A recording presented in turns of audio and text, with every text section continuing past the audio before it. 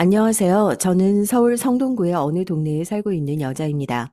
제가 환절기만 되면 알레르기 증세가 귀신같이 나타나는 불운한 체질을 안고 있어요. 혹시 저처럼 환절기 때마다 고생하시는 분이 또 계실까요? 콧물을 줄줄 흘리다 보면 바보가 된 것 같아서 멋쩍은 웃음마저 날 지경이네요. 알레르기 약을 입에 털어놓고 나서 약효가 돌기를 기다리며 톡톡 사연을 듣는 것만큼 요새 제 일상에서 평화롭고 즐거운 순간은 또 없는 듯 싶어요. 집안일을 할 때에도 톡톡 사연을 틀어놓으면 재미있답니다. 사연의 내용에 귀를 쫑긋하다 보면 그 어떤 집안일이라고 할지라도 하나도 지루하지 않게 후딱 해치우게 되더라고요. 과연 제 얘기도 그렇게 귀를 쫑긋하게 들어주실 분이 계실지 조금은 떨리는 마음으로 시작해 봅니다. 어린 시절 저는 저보다 훨씬 영민하고 똑똑한 오빠와 스스로를 비교하면서 종종 나는 바보야 라고 생각했었어요. 제 친정 오빠가 어렸을 때부터 좀 영특한 편이었거든요. 저는 어리숙하고 콧물이나 질질 흘리는 어린아이였고요. 그때는 알레르기 같은 게 없었지만 그저 칠칠 맞았기 때문에 콧물을 단 것뿐이었답니다. 동네 사람들이 보기에는 똑똑한 오빠와 얼빵한 여동생 조합으로 여겼죠. 맞벌이로 바쁘셨던 친정 부모님 대신에 오빠가 저를 자주 챙겨 주었기 때문에 남매 사이는 꽤 좋았어요. 제가 친구네 가서 오래도록 안 들어온다든가 놀이터에 간다고 하면서 소식이 없으면 오빠가 꼭 저를 찾아 나섰었죠. 오빠는 저 때문에 자기가 제대로 못 논다고 하면서 늘 짜증을 부렸지만 그러면서도 저를 챙기는 걸 잊은 적이 없었습니다. 제 생일이 됐을 때 저는 선물로 부모님으로부터 모자를 받았어요. 샛노란 모자는 무척 귀여웠고 저는 마음에 들었습니다. 하지만 이튿날 그 모자를 쓰고 동네를 활보하다가 이런 소리를 듣고 말았죠. 노란 걸 보니까 유치원 모자인가? 저런 병아리 모자는 보나마나 유치원 모자겠지. 그런데 어디서 유치원에서 저 모자를 쓰나? 이름이 갑자기 생각이 안 나네. 노란색인 탓에 유치원을 연상시켰던 겁니다. 저는 울면서 집으로 돌아갔어요. 또 콧물이 흐르고 있었죠. 오빠는 질색팔색을 하면서 휴지로 제 얼굴을 벅벅 문질러 닦았습니다. 그러고도 제가 자꾸 칭얼거리자 제 손을 붙잡고 아이스크림을 사러 나갔어요. 저는 나이답지 않게 미숙한 부분이 많았고 오빠는 반대의 의미로 나이답지 않게 성숙한 부분이 많았어요. 쭈쭈바를 빨면서 저는 모자를 갖다 버리고 싶다고 했죠. 오빠는 그러면 부모님이 속상해 하실 거라고 했습니다. 네가 모자 가지고 싶다고 해서 엄마가 그걸 고르신 거잖아. 원해서 받았으면 감당을 해야지. 강당이 뭐이라고? 그게 무슨 뜻이야? 넌 감당이란 단어를 아직 몰라? 너 책 한 권도 안 읽을 때부터 알아봤다. 원하던 선물을 받았으면 그걸로 인정을 해야 한다는 소리야. 알겠어? 그만 좀 울어. 맨날 콧물이나 흘리고 창피해 죽겠네. 내 친구 중에 너 모르는 애가 없어. 징징거리고 콧물 흘리면서 돌아다니는 여자이라고 하면 다 너인 줄 알아. 오빠 왜 자꾸 나한테 뭐라고 그래? 내가 무슨 잘못을 그렇게 했어? 나는 원하는 게 사실 따로 있었단 말이야. 모자도 받고 싶었지만 더 받고 싶은 게 있었는데 어쩔 수 없었단 말이라고. 오빠도 그거 모르면서? 원하던 게 따로 있었다고? 그게 뭔데? 사달라고 엄마 아버지한테 말씀을 드리면 되잖아. 안 돼. 내가 원하는 건 인형의 집이거든. 그거 엄청 비싼 거야. 이 주변에서 그거 가지고 있는 애는 딱 한 명밖에 없어. 다들 걔네 집에 가서 구경해. 근데 구경하다가 인형을 잘못 건드리면 걔가 손을 막 찰싹찰싹 때린다? 나도 엊그제 맞아봤어. 그러면서 왜 구경을 하러 가냐? 여자애들은 이상하네. 근데 인형의 집이라는 걸 가지고 있는 애가 누군데? 설마 위에 주택에 사는 애? 수철이 형의 여동생? 맞아. 수영이가 부모님한테 인형의 집 선물 받아서 가지고 있어. 부러워 죽겠어. 나는 받을 수 없는 거 잘 알아. 욕심 냈다가 실망하기는 싫어. 그래서 안 가지고 싶은 척 애들 앞에서 연기할 때도 많아. 야, 너 그렇게 인형의 집이라는 걸 가지고 싶냐? 오빠의 질문에 저는 눈물이 날 만큼 수영이가 가진 인형의 집이 탐난다고 대답을 했어요. 그리고 나서 이틀 뒤였나 아니면 사흘 뒤였나 신기하게도 수영이가 인형의 집을 버린다고 했고 우연치 않게 제가 그걸 가져오게 됐어요. 자기 집에서는 더 이상 그걸 둘 수가 없게 됐다나 수영이가 그런 말을 했었죠. 이게 무슨 횡재인가 싶었습니다. 그리고 도저히 이런 흐름이 믿어지지 않았고요. 오빠가 저에게 다가와 전말을 알려주었습니다. 그 집은 수철이 형이 왕인 집이야. 수철이 형이 자기 동생이 가지고 노는 인형이 집이라는 게 싫다고 소름 끼치니까 제발 우리 집에서 사라져줬으면 좋겠다고 그런 말을 하잖아? 무조건 이루어지게 돼 있어. 그 집은 할머니랑 같이 살잖아. 그 할머니가 손자만 아끼거든. 손녀는 그냥 덤이야, 덤. 덤이라고? 무슨 의미인지 모르겠네. 네가 과자 사러 슈퍼에 갔을 때 떠올려봐. 슈퍼 아주머니가 가끔 너한테 애가 볼 때마다 불쌍해 보인다고 하면서 사탕 하나씩 그냥 주실 때 있지? 그런 걸 덤이라고 생각하면 돼. 아하, 그제서야 저는 이해가 됐죠. 수영이네 오빠의 엄청난 약점을 제 오빠가 알고 있었던 모양입니다. 그걸 빌미로 살살 구슬렸다네요. 그러니까 이게 다 오빠의 작품이었던 것입니다. 역시 자타공인 똑똑한 영재다운 행동이었죠. 그런데 그 전말을 알고 나서 저는 인형의 집을 가지고 놀기가 왠지 찜찜해졌던 듯 싶어요. 깍쟁이라고만 생각했던 수영이가 자기 집에서 공짜 사탕 같은 위치라니 괜스레 불쌍하게 느껴졌거든요. 손자와 손녀를 차별한다는 그런 할머니와 그 가족은 대체 왜 같이 사는 걸까 싶었습니다. 우리는 따로 살잖아. 우리가 할머니를 존경하고 좋아하지만 같이 살진 않잖아. 우리 할머니도 수영이네 할머니처럼 할아버지가 돌아가신 건 똑같지만 혼자 잘 사시는데 우리하고 같이 안 사시는데 수영이네는 왜 그럴까? 왜인 줄 알아? 그 집 할머니가 돈이 있거든. 재산 노리고 모시는 거야. 재산을 받을 수만 있다면야 그까짓 인형이 집 100번 더 가져다 버리지. 수영이라는 걔도 아마 자기 부모님한테 나중에 더 좋은 거 사줄게 약속한다 이런 소리 들었을 거야. 할머니 돌아가시고 재산 받으면 자기네들 세상이니까. 오빠 말을 듣고 나니까 인형의 집을 잃은 수영이의 표정이 그렇게까지 쓸쓸하거나 슬퍼 보이지는 않았던 듯 싶었죠. 정말? 그런 거였어? 오빠, 그럼 우리 할머니를 모셔야 하는 거 아니야? 이 바보야. 내 말을 이해를 못했구나. 만약에 우리 할머니가 돈이 많은 부자셨다면 우리는 진작에 다른 집들하고 피 터지게 싸웠을 거야. 모시겠다고. 그런데 안 그러고 있잖아. 이유는 이제 알겠지? 할머니가 돈이 없으니까. 맞지? 정답. 바로 그래서 모든 집들이 할머니를 공평하게 챙겨드리는 거야. 할 도리만 하겠다는 거지.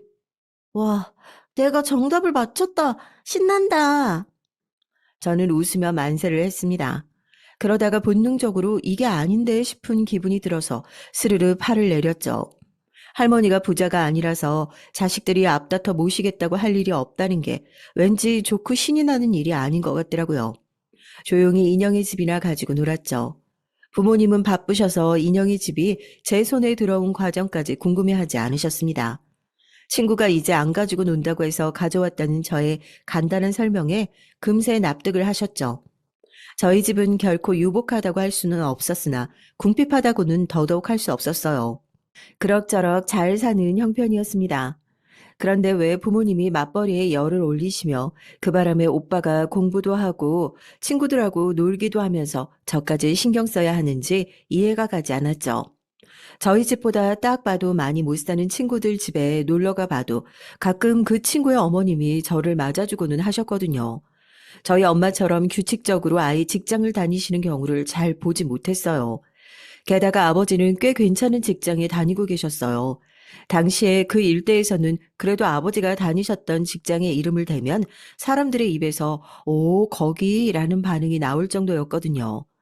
저는 대출이라든지 빚이라든지 그런 개념을 처음 익혔던 뒤로는 저희 집에 아무래도 그런 게 있는 것이 분명하다는 추측을 했습니다.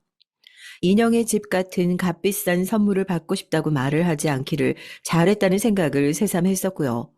그러나 알고 보니 저희 집에는 대출을 비롯한 빚이 없었습니다. 그럼에도 부모님 두 분 모두 용을 써서 맞벌이를 하셨던 이유를 오빠가 중학교 입학을 앞두었을 때 저는 알게 됐어요. 민영이가 곧 중학교에 올라가면 이제 진짜 시작이구먼. 자식 교육 뒷바라지만큼은 확실하게 시켜줘야지.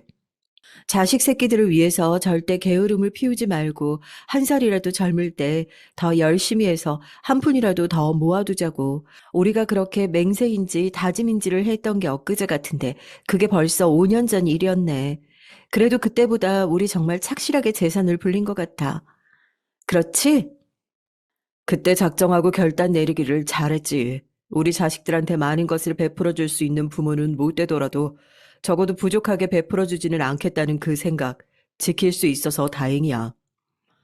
우리 민혁이가 다른 애들보다 똑똑하고 영민하다는 것을 알았을 때 너무 기쁘기도 했지만 아이한테 미안하기도 하고 그랬었어. 혹시나 잘난 자식의 앞길을 열어주지 못하는 그런 부모가 될까봐. 그런데 여보, 우리 예상보다 민혁이가 정말 많이 똑똑한 것 같지 않아? 누가 보면 우리 민혁이는 이번 인생을 두 번 살아보는 줄 알겠어. 민혁이는 하늘이 우리 부부한테 내려준 선물이지. 그렇고 말고. 영특한 데다 효자이기도 하잖아.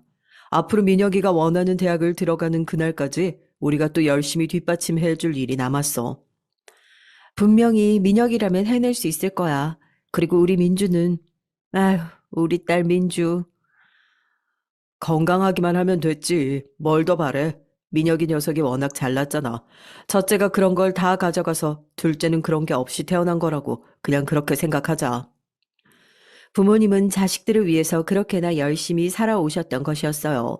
그리고 저는 제가 건강하기만 하면 된다는 아버지의 말씀에서 감동과 서운함을 동시에 느끼는 기이한 경험을 할 수 있었습니다.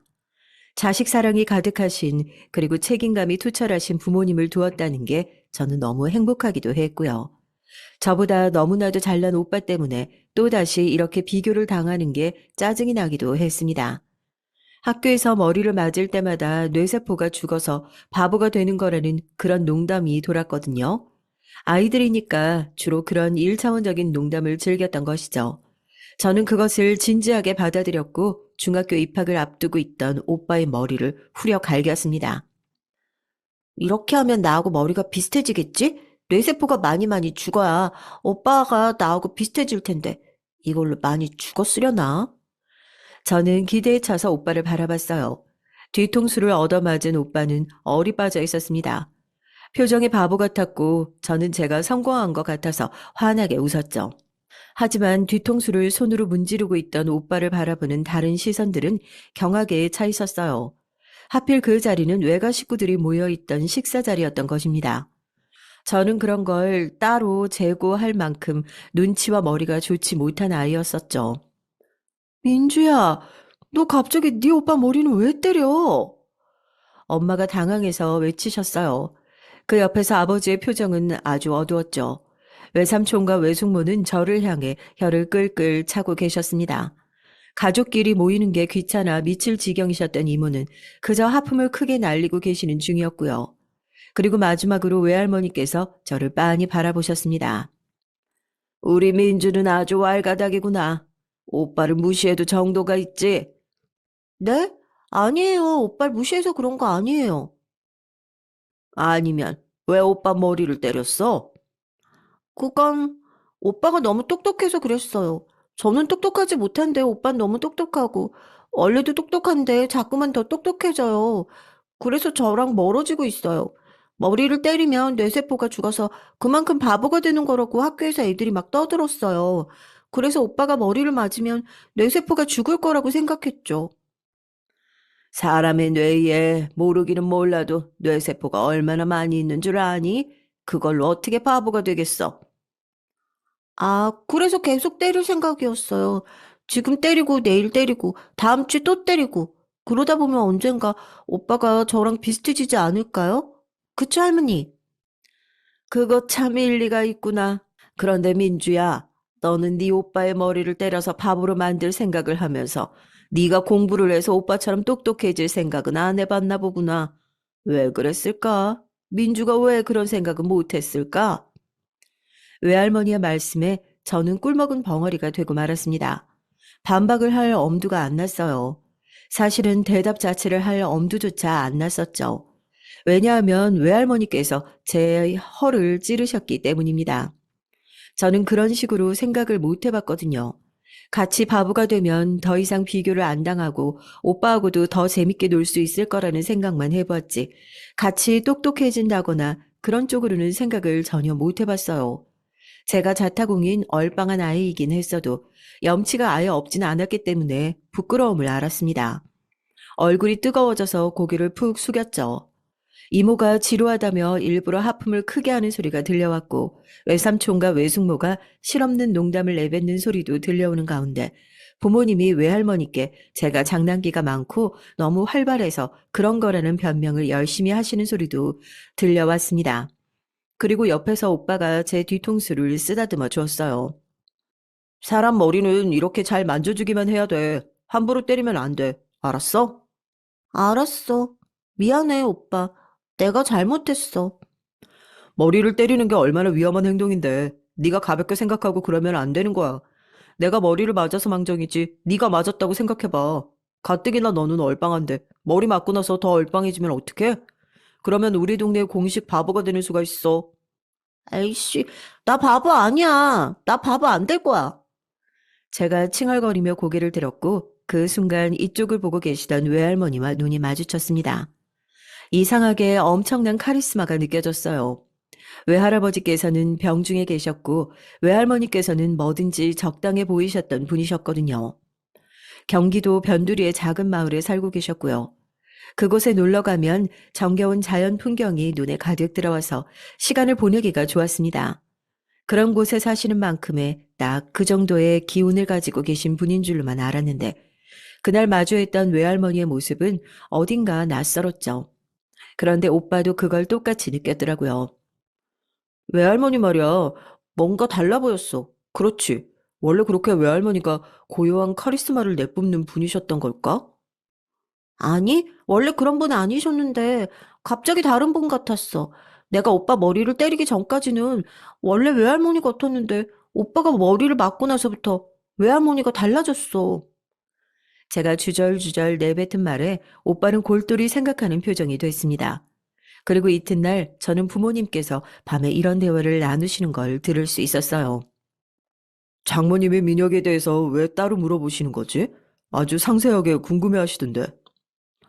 민혁이 애가 워낙 똑똑하다는 건 우리 엄마도 진작에 알고 계셨는데 내 생각에는 식당에서 민주가 민혁의 뒤통수를 때렸을 때 뭔가를 생각하게 되신 것 같아. 민주가 자기 오빠 머리를 때릴 만큼 그 정도로 민혁이가 똑똑한 건가 이런 걸 새삼 생각해 보신 느낌이었어. 그리고 당신하고 나하고 여전히 계속 맞벌이를 하면서 그렇게 바쁘게 사는 거냐고 굳이 그걸 물어보신 것도 좀 의외이더라고. 이미 알고 계시는 사실인데 왜 짚으신 걸까? 저는 그 대화를 엿듣고서 그대로 오빠에게 전달해 줬습니다. 그러자 오빠는 신중하게 고개를 끄덕였죠. 외할아버지께서 돌아가신 건 그로부터 3년여가 지났을 때였습니다. 외할아버지의 장례식장에서 엄마가 참 많이 우셨어요. 외삼촌은 근엄한 표정으로 유지하고 계실 뿐 눈물은 안 보이셨습니다. 그리고 이모는 오열을 하시다가 조문객들의 육개장 그릇을 죄다 엎어버리셨어요. 술에 취해 계셨거든요. 아버지, 돌아가시는 그 순간까지도 나한테 잔소리를 날리셨던 우리 아버지. 저승에서는 부디 나한테 잔소리 좀 그만하세요. 행여나 꿈에 찾아오셔서 잔소리 하실 것 같으면 저 즉시 용암 부적파도로 전국 팔도 뒤지러 다닐 겁니다. 잔소리 많으셨던 우리 아버지. 천수를 못 누리시고 일찍 떠나셔서 아버지 막내딸은 그걸 무척 다행이라고 생각하는 와중입니다. 아버지, 저승에서 육개장 간이 어떤지 확인 좀 해보세요. 멀리서 조문을 와주셨던 분들이 육개장 그릇이 나뒹구는 사태를 맞닥뜨리셨고 저마다 차려입으신 옷에 육개장 국물이 다 튀고 있었죠. 이모는 두 테이블을 그렇게 작사를 내신 뒤에도 만족하지 못하시고 다른 테이블 위를 노리셨습니다. 그러자 그쪽 테이블에 앉아 계시던 분들이 혼비백산하면서 벌떡 일어나셨죠. 어떤 분은 돌아가신 외할아버지를 떠올리며 슬피 기울이고 계셨던 소주병을 쥐신 채 일어나셔서 그걸로 이모를 겨누셨습니다. 어허, 잡기야 물러거라. 잡기라니요, 어르신. 저 요새 성당 다니거든요. 이모는 그 소주병을 낚아채셔서 즉시 병나발을 부셨어요. 화장실에 다녀오던 참이었던 외할머니께서 그 모습을 목격하시고는 입을 쩍 벌리셨죠. 저 미친 것이 기어이 자기 아버지 장례식 때도 저 칠화를 떠는구나. 외할머니께서 충격에 비틀거리셨고 엄마가 얼른 다가가 부축을 해드렸습니다. 폭주하는 이모를 막으러 외숙모가 나서셨어요. 많이 취하셨어요. 그만하세요. 진정 좀 하세요, 진정. 무슨 진정? 나는 진정 못해. 새언니, 막 시집을 오셨을 때는 내 눈도 똑바로 못 쳐다보시더니 많이 크셨네요. 응? 저승에서 우리 아버지가 보시고 우리 집안의 기강이 무너졌구나. 개판이다 하실까봐 걱정이에요? 아, 많이 크긴요. 나 원래부터 컸거든요. 누가 보면 내가 서열이 훨씬 아래인 줄 알겠네. 맞잖아. 나보다 서열 아래인 거. 그러면 여태 위인 줄 알았어요? 이모가 소주병에 남아있던 소주를 외숙모의 얼굴에 휙 끼얹으셨습니다. 외숙모가 분노에 찬 비명을 지르셨고 결국 이모의 머리채를 잡고 마셨습니다. 외삼촌이 합세를 하셨는데 어느 쪽을 도와주시겠다는 건지 보기엔 구분이 되지 않았죠. 외숙모의 팔꿈치에 코를 얻어 맞으신 뒤 코피를 줄줄 흘리다가 열받아서 쌍욕을 크게 내지르던 게 외삼촌이 낸 결과였습니다. 사태를 진정시키기 위해 아버지가 그쪽으로 가던 바로 그 순간이었어요. 진짜 혼란은 그때부터였습니다. 세상에, 자기야, 얼굴이 그게 뭐야? 피나잖아. 갑자기 어떤 여자가 달려와서 외삼촌의 얼굴을 부여잡았어요. 상가집에 오는 사람답게 온통 까만 옷. 그런데 특이하게 까만 스카프로 얼굴의 반을 칭칭 감은 상태였죠. 마치 얼굴을 다 보이면 안 된다는 것처럼요. 본인을 숨겨야 한다는 의도가 엿보이는 모습이었습니다. 외숙모보다 확실히 나이가 적어 보이고 왠지 이모보다 나이가 어릴 것 같았던 그 여자는 외삼촌의 여자친구였습니다. 결혼한 유부남에게 웬 여자친구냐고요? 그러니까 바람이죠. 불륜이었습니다. 내연녀의 등장에 외숙모는 어리둥절한 얼굴이 되셨죠. 자기라고? 내 남편에게, 아니 우리 애들 아빠한테 자기라니? 너 누구니? 어? 뭐 하는 년이야? 나? 이 남자 여자친구다. 어쩔래? 우리 자기가 너무 깊은 슬픔 속에 빠져 있을까봐 장례식장에 몰래 와본 건데. 이게 뭐야? 얼굴이 피범벅이잖아. 역시 안 되겠어. 자기야, 이혼해. 아버님 장례 마치는 대로 당장 이혼하라고. 나한테 와. 내가 행복하게 해줄게. 나하고 살면 얼굴이 피범벅되는 일 없을 거야. 그 여자는 눈물을 글썽이며 비련의 여주인공처럼 외쳤습니다. 그때는 눈치채지 못했지만 오빠가 나중에 말을 해주기를 그 순간에 외삼촌은 그 여자를 향해 필사적으로 닥쳐, 제발 좀 닥쳐라는 입모양을 보내고 계셨다고 해요. 하지만 눈물이 가득 고인 눈으로는 그 입모양이 안 보였던 듯 합니다. 그 여자는 계속해서 잘게 할 말을 해댔고 외숙모는 핏발 서린 눈이 되어서 이모를 바라보셨죠. 그 소주병 잠시 써도 되죠? 아, 그럼요. 당연하죠. 저희 아버지가 생전에 야구를 좋아하셨던 거 새언니도 아시죠? 네. 홈런 한번 때려볼까 봐요. 이모는 신이 나서 소주병을 건네주셨고 방금까지 머리채를 잡고 싸웠던 상대에게서 그것을 받아내신 외숙모는 너무 평온해서 무서워 보이는 얼굴로 그것을 받아 드셨습니다. 그리고 외삼촌을 향해 그걸 번쩍 들어 올리셨어요. 예전에 민주가 그랬었나? 머리를 맞으면 뇌세포가 죽어서 바보가 된다고. 어디 그렇게 되나? 지금 한번 실험을 해볼까 봐. 여보, 이러지 마. 내가 다 설명할 수 있어. 일단 그것부터 내려놓고 얘기를 하자. 우리 대화로 해결을 하자고, 대화로. 대가리에 홈런 들어가니까 턱에 힘 주고 이 악물어라. 외삼촌의 여자친구, 그 여자가 공포에 차서 내지르는 비명소리가 장례식장을 가득 채웠습니다. 외삼촌이 소주병에 대가리가 깨지는 일은 없었어요. 아버지가 중간에서 막았거든요. 그리고 엄마는 충격에 신음하시는 외할머니를 얼른 다른 공간으로 모시고 계셨습니다. 아버지는 외숙모를 말리고 이모를 진정시키고 외삼촌과 내연녀를 쫓아가는 것까지 혼자 다 해냈죠. 이 모든 걸 지켜본 사람들이 대관절 장례식장에서 이게 다 무슨 일이냐고 한참을 쑥덕거리다가 저희 부모님 두 분만은 정상인 것 같다는 사족을 마무리로 꼭 덧붙였습니다. 저를 챙겨주는 오빠가 있었기 때문에 부모님이 마음 놓고 행동하실 수가 있었죠. 오빠, 이제 외삼촌하고 외숙모는 어떻게 되는 거야? 옆반 혜진이네 부모님은 자꾸 싸워서 부모님이 따로 산대. 외삼촌하고 외숙모도 그렇게 되는 걸까?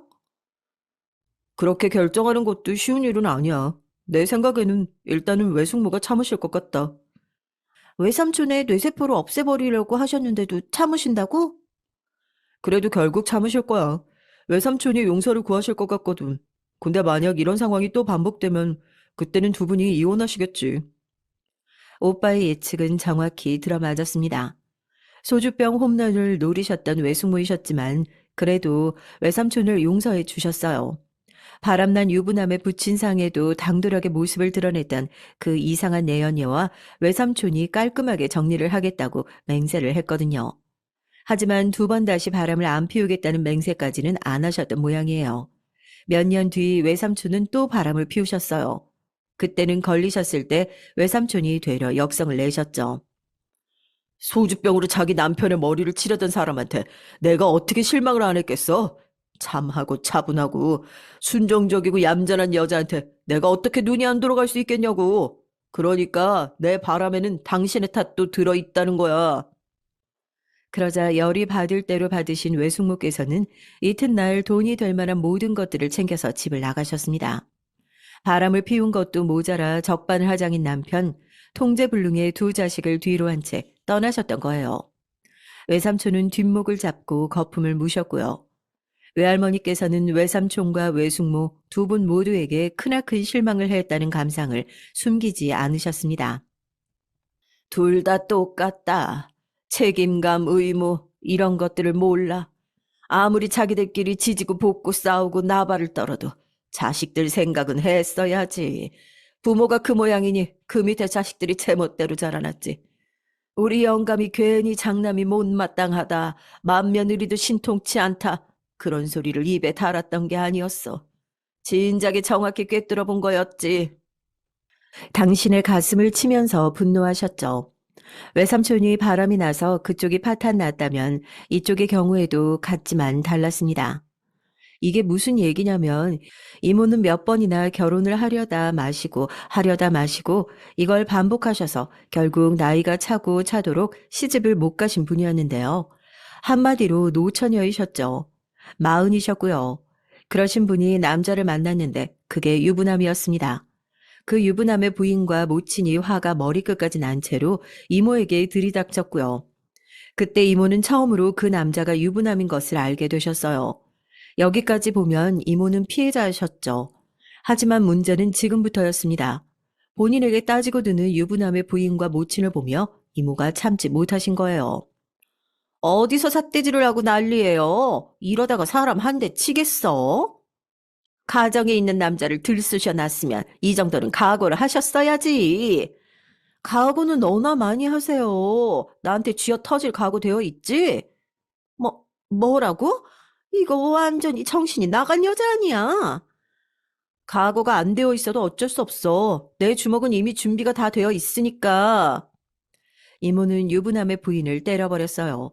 그리고 그 모친하고 머리채를 같이 잡아뜯고 싸우셨습니다. 그것 때문에 재판까지 받으셨죠. 그런데 정말 대단했던 건 이모가 반성이라는 걸 모르셨다는 점입니다. 끝까지 뻔뻔하셨거든요. 외할머니께서는 외삼촌과 이모를 없는 자식인 셈 쳐야겠다고 하셨어요. 그래도 죽으라는 법은 없는지 생활력 좋고 책임감 투철하고 건실하고 아주 근면성실한 딸과 사위가 있으니 그나마 다행이다. 내 인생에 남은 유일한 낙이야. 그렇게 말씀하시는 외할머니의 모습을 보면서 엄마는 가슴이 짠하였죠. 더욱 잘하는 모습을 보여드려야겠다고 다짐을 하셨습니다. 아버지도 마찬가지셨어요. 그런 두 분을 향해 외할머니께서는 똑똑한 아들을 이왕이면 꼭 성공시키라고 그런 당부를 하셨습니다. 내가 민혁이에게 거는 기대가 아주 크다. 그렇게 대단히 똑똑할 거는 생각은 전혀 못했다가 예전에 민주가 식당에서 민혁이의 머리를 때렸을 때 그날 처음으로 생각을 달리하게 됐지. 민혁이가 어떤 인재로 자랄지 그때부터 너무나도 기대가 되더구나. 외할머니의 그런 생각을 오빠도 알고 있었습니다. 당연하죠. 똑똑하니까. 저는 오빠가 서울대를 갈 줄 알았어요. 제가 아는 최고의 대학이 거기였으니까요. 하지만 아니었습니다. 오빠는 다른 명문대를 갔어요. 미국에 있는 명문대요. 세계 최고라고 불리는 미국의 명문대가 몰려있는 그 지역으로 오빠가 입성을 했습니다. 말도 안 돼. 미국으로 가다니? 오빠 혹시 영어 할 줄 알아? 잘 못해. 그냥 영어로 입학시험 인터뷰를 하는 정도밖에 안 돼. 제가 얼마나 어안이 벙벙했던지 모릅니다. 부모님은 바로 이런 순간을 위해서 그간 열심히 달려왔다고 하셨어요. 유학비 그까짓 것이 얼마나 들든 자식의 앞날을 위해서라면 상관없다고 하시며 기뻐하셨습니다. 그런데 신기한 건 자타공인 얼빵한 아이였던 제가 뒤늦게 머리가 트였다는 겁니다. 그것도 고등학생 때요. 고등학교 2학년에 가서야 갑자기 문제집이 너무 쉽게 보이고 잘 풀리는 기분이 어떨지 여러분은 상상이나 가시나요? 그때 제가 생각했죠. 3년만, 아니 딱 1년만 빨리 좀 머리가 돌아갔었으면 얼마나 좋았을까? 왜냐하면 고등학교 2학년은 조금 늦은 감이 있었거든요. 그제서야 공부 욕심이라는 게 생겼고 대학의 간판들이 눈에 들어오기 시작했는데 한계가 있었습니다. 그렇다고 해서 재수 생활을 할 자신은 없었고요. 서울의 4년제 중에 중간 정도 가는 대학에 제가 들어갔어요. 1차 합격은 아니었고요. 마지막 추가 합격에서 붙었습니다. 오빠가 미국 명문대에 들어갔을 때도 부모님이 그렇게 우시진 않았어요. 저에게 너무 장하다고 하시면서 눈물을 보이시는 것에 민망하더라고요. 놀라운 건 외할머니께서 저에게 거듭 칭찬을 해주셨다는 겁니다. 우리 귀염둥이 민주, 네가 오빠의 발 뒤꿈치 정도는 따라가는 동생이었구나. 그걸 내가 여태 몰라봤네. 부모고 자식이고 간에 하여간 여기는 다 훌륭해. 멋져. 그때는 갑자기 왜 저러시나 싶었죠. 어렸을 때부터 알고 지내왔던 동네 친구 수영이도 대학에 진학을 했는데요. 대학 입학 시험에서 미끄러졌음에도 그렇게 슬퍼하는 기색은 아니었어요. 수영이 덕분에 저는 어린 시절 인형의 집을 원 없이 가지고 놀았기 때문에 저는 늘 고마워하는 마음을 가지고 있었죠. 그래서 초콜릿 선물을 해주었는데 수영이가 깜짝 놀라면서 기뻐하더니 저에게 실망스러운 대학 입시 결과를 받았음에도 안 슬픈 이유를 슬쩍 알려줬어요. 우리 할머니가 많이 편찮으시거든. 3개월 내로 우리 아빠한테 재산 미리 물려주시겠대. 그러겠다고 하셨어. 하, 너희 할머니 아직도 살아계셨어? 넌 왜 그 부분에서 놀라? 우리 가족이 드디어 재산을 물려받게 되었던 것을 주목해야지. 저는 수영이에게 축하의 박수를 보내주었고 미국에 있는 오빠에게도 이 소식을 알려주었습니다. 오빠도 깜짝 놀랐어요. 수철이 형네 할머니 아직도 살아계셨구나. 남매라서 이런 게 똑같이 통하더라고요. 인형의 집을 가지게 되었던 그 옛날이나 이때나 변함없이 할머니 재산을 가지고 왈가왈부하는 수영인의 사정을 그저 먼 얘기로만 여겼습니다. 그 얘기가 저에게도 적용이 된 것은 제가 결혼을 하고 난 이후였답니다. 제가 어떤 사람하고 결혼을 했을지 궁금하시죠? 저는 24살에 만났던 사람하고 3년 넘게 연애를 하면서 결혼까지 생각을 했어요. 얼굴, 집안 다 잘난 남자였죠. 그런데 얼굴값을 하더라고요. 게다가 가족끼리 왜 그렇게 사이가 안 좋아서 물어뜯고 서로 견제를 하던지 실망의 연속이었고요. 헤어질 때는 아주 치를 떨며 결별을 했을 정도입니다. 그 이후 시기에 오빠가 결혼을 했는데요. 워낙 잘났으니 결혼도 그런 여자랑 할 줄 알았는데 그 정도까지는 아니었죠. 새언니는 지방 4년제 대학을 나왔어요. 사업하는 집안이라는 경제적으로 어렵진 않았고요. 새언니는 사회 경력도 거의 없는 사람이었으니 딱 보면 인상이 좋았습니다. 잘 웃었고요. 저희 부모님도 잘 챙겼습니다. 저한테도 얼마나 살가운지 몰라요. 겨울에 목도리를 직접 떠서 자기 시댁 식구들한테 싹 돌리더니 그러기 쉽지 않잖아요. 새언니의 목도리 선물을 받고 제가 얼마나 감동을 했었던지 모릅니다. 이런 때에 제가 남편을 만났었죠. 남편의 특징이 자기 가족들을 애틋하게 생각하는 것이었어요. 외모는 평범했고요. 그런데 저도 외모가 평범했거든요. 남편은 항상 저에게 귀엽다, 예쁘다고 말을 해주었습니다. 저는 남편에게 멋지다, 잘생겼다 말을 안 해줬는데 남편이 저에게 더 잘해줬던 것이죠. 그리고 시댁에 처음 갔을 때요. 시부모님께서 상다리 휘어지게 밥상을 준비해 주셨습니다. 저를 무척 환대해 주셨어요. 그리고 식사 도중에 저희 오빠가 미국 명문대를 나온 게 정말이냐면서 그 얘기를 엄청 하셨죠. 저희 집안을 굉장히 추켜 세워 주셨고요. 따스한 그 분위기 속에서 제가 결혼 결심을 굳힌 건 당연한 수순이었습니다.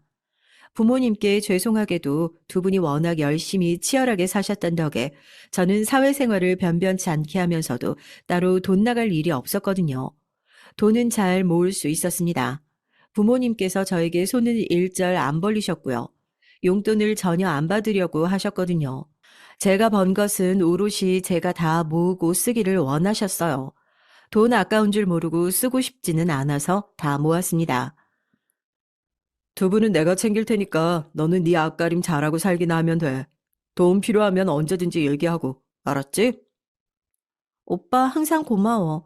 그리고 옛날에 오빠 머리 때려서 미안해. 그때 하도 세게 맞아서 그런가? 맞았던 기억이 날아갔나 봐. 잘 모르겠네. 그렇게 말하는 오빠를 둔 게 제 일생일대의 행운이었습니다. 나이가 들수록 고마워지더라고요. 외할머니의 건강이 악화되고 있었고 거동이 가능할 때 제 결혼식을 보고 싶다고 하셔서 얼른 서둘렀습니다. 부지런하고 성실한 부모, 잘나디 잘난 오빠 밑에서 네가 사랑만 받고 잘 자랐지. 그런데 민주야, 사랑받는 것을 당연하게 여기지 않고 감사히 생각하는 너의 그 마음, 그것 또한 하나의 재능이란다. 너는 너대로 잘난 것이야. 결혼식 날 외할머니께서 덕담을 건네주셨고 저는 주책 맞게 울어버렸네요. 결혼식 날 유난히 생각 없는 표정으로 멀뚱히 있던 사람이 하나 있었는데 제 시누이였죠. 남편의 여동생이요. 난리도 아닌 인물이었습니다. 사고 뭉치였어요. 전문대를 간신히 갔다가 그것마저 자퇴했고요. 미용하겠다고 설치다가 돈과 시간만 날렸고요. 모델 하겠다고 설치다가 사기를 당했고요. 자기만 당할 수 없다고 하면서 남한테 사기를 치다가 딱 걸렸고요. 남편의 눈물로 피해자들에게 호소를 하면서 합의금으로 거액을 쓴 덕분에 시누이가 감옥은 안 갔습니다. 아이고, 우리 성국이가 애를 쓰지 않았다면 성희 걔는 지금쯤 깜빵에 있었을 거야. 사고만 치는 딸년만 보다가 든든한 며느리를 보니까 아주 좋구나. 이제 노후 걱정은 덜었어. 시어머니의 말씀에 저는 왠지 싸한 느낌이 들었죠. 노후라는 단어에 움찔하게 되더라고요. 그리고 결혼하고 나서 두 달이 지났을 때 신우이의 실체를 알게 됐습니다. 전문대를 자퇴한 이유가 있었어요. 신우이는 20살에 어떤 남자와 눈이 맞았습니다. 대학 생활은 뒷전이 됐죠. 그러다가 임신을 했는데 그 남자는 결혼할 여자가 따로 있었던 거예요. 그때부터 난장판이 됐음은 설명할 필요도 없고요. 저는 신우이의 숨겨진 얘기를 알고 나서 이모가 떠올랐어요. 신우이가 생각보다 더 말썽인 인물이라는 걸 알게 됐지만 이모가 연상이 돼서 사람이 그럴 수도 있지라는 생각으로 정리가 되더라고요. 이런 저에게 시부모님은 고마워하셨고요. 그런데 신우이가 겪으면 겪을수록 좀 많이 개념이 없더군요.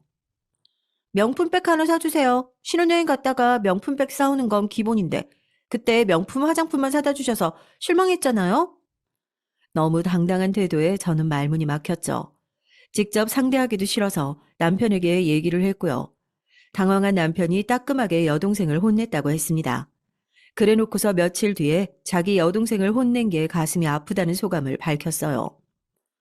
나도 형님처럼 여동생한테 다 해주는 오빠가 되고 싶은 마음뿐인데 쉽지 않네. 당신은 내 심정 이해하지? 도대체 어떻게 대답해야 할지 알 수 없는 얘기였습니다. 점입가경으로 신우이의 명품백 요구를 쳐내고 나니 시부모님의 용돈 요구가 저를 기다리고 있었어요. 저는 초장부터 분위기를 잘 잡아야겠다고 생각을 했고 남편에게 작정하고 아끼며 돈을 모으고 살자는 의견을 냈습니다. 저는 부모님을 보고 자란 게 있었으니까요.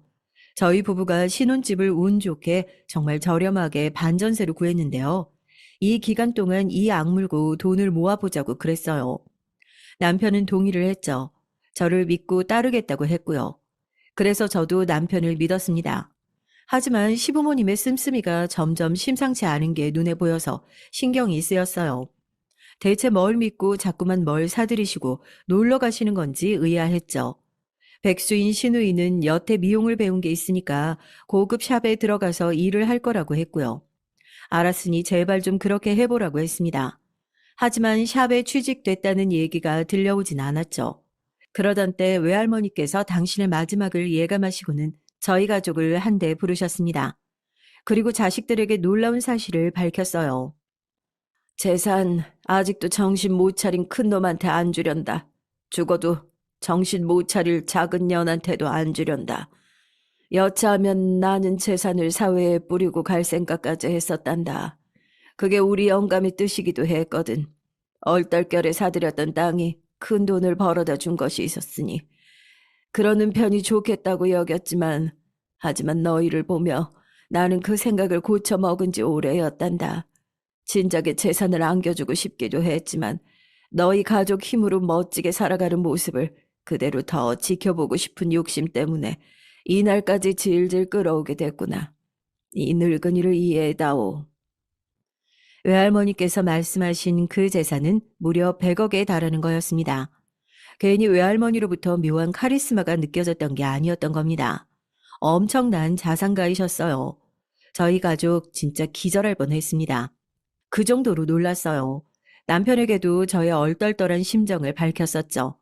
남편은 너무 기쁘고 잘된 일이라며 저를 얼싸안고 좋아했습니다. 그때까지만 해도 상황이 어떻게 될지 저는 전혀 예상하지 못했는데요. 불과 3주 후 남편이 저희 부부 공동 자금이 담긴 계좌에서 1원도 남기지 않고 싹 다 빼갔습니다.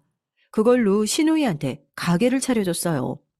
미용을 제대로 할 줄 아는 게 맞기는 한 건지 의심스러운 시누이에게 다짜고짜 폼나는 샵을 하나 차려줬어요. 그 자리가 원래 미용실이었기 때문에 차리는 게 아주 뚝딱이었고요. 계좌에 있던 현금 2억 2천, 그게 다 들어갔습니다. 그리고 남편이 시댁 식구들에게 이제 100억이 생긴다 이런 말을 해가면서 어렵지 않게 돈을 빌렸더라고요. 빌렸다기보다는 그냥 받아낸 거였죠. 그렇게 장만이 된 8천까지 도합 3억이 시누이 가게 장만에 쓰였습니다. 미쳤어? 왜 상의도 안 하고 멋대로 그 돈을 써버려? 상의하면 당신이 무조건 거절할까 봐 그랬지. 이미 차렸으니 응원이나 해달라는 남편의 뻔뻔한 태도에 가슴이 답답해졌습니다. 시누이한테도 따졌어요. 그걸 무슨 생각으로 받아서 가게를 차렸냐고, 제정신이냐고 했죠. 돈도 이제 많으시면서 왜 이러세요? 하여간 있는 사람들이 더하다니까. 명품백 안 사줄 때부터 알아봤어요. 제가 진짜 열불이 터져서 시누이한테 잔소리를 퍼붓고 전화를 끊었습니다. 그랬더니 자기 오빠한테 엄청 징징거린 모양이더라고요. 남편이 저한테 왜 시누이에게 막말을 해서 상처를 입히냐고 하더군요. 알고 보면 가여운 녀석이야. 인생이 잘 안 풀린 여동생에게 먹고 살 길 열어준 게 그렇게 죄야? 남편이 울면서 저한테 그러니까 제가 죄인이 된 것만 같았습니다. 시부모님께서도 이에 질세라 마음 곱게 쓰면 어디가 덧나냐며 저에게 그러셨어요. 그러면서 이 말씀을 덧붙이셨어요. 가족끼리 선 긋고 살지 말라고요. 그 소리를 듣고 나서 제가 진짜 열받았죠. 나 지금 미치게 화가 나서 어떻게 해야 할지 모르겠어. 돈이 문제가 아니야. 당신, 그리고 당신 가족들 그 태도가 문제야. 아, 왜 그렇게 화를 내는지 나는 이해가 안 간다. 장인어른 장모님이 열심히 사신 거고, 형님이 대단하신 거고, 근데 당신은 내내 누리면서 살기만 하다가 거액 유산의 맛까지 보게 됐잖아. 당신 인생은 복이 넘치기만 한데, 그 복 우리 가족이 같이 누리는 게 그렇게 안 입고 온 거야? 우리는 당신하고 가족이 아니야? 남편이 눈물을 훔치면서 앞으로 자기 여동생한테 막말을 하면 자기도 안 참겠다고 했어요. 뭘 안 참겠다는 거죠? 저한테 사과조차 안 하는 남편, 시댁 식구들에게 저는 상처를 받았습니다. 부모님, 오빠의 도움을 받지 않고 알아서 해결하기로 결심했고요.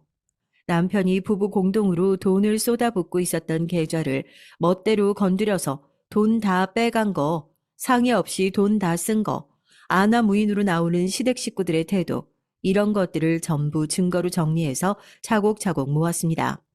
시누이 가게와 멀지 않은 곳에 같은 업종 가게가 있더라고요. 그 가게에 연락을 해서 신생 홍보 업체인데 경력을 쌓을 겸 무료로 가게 홍보를 해주겠다고 했어요.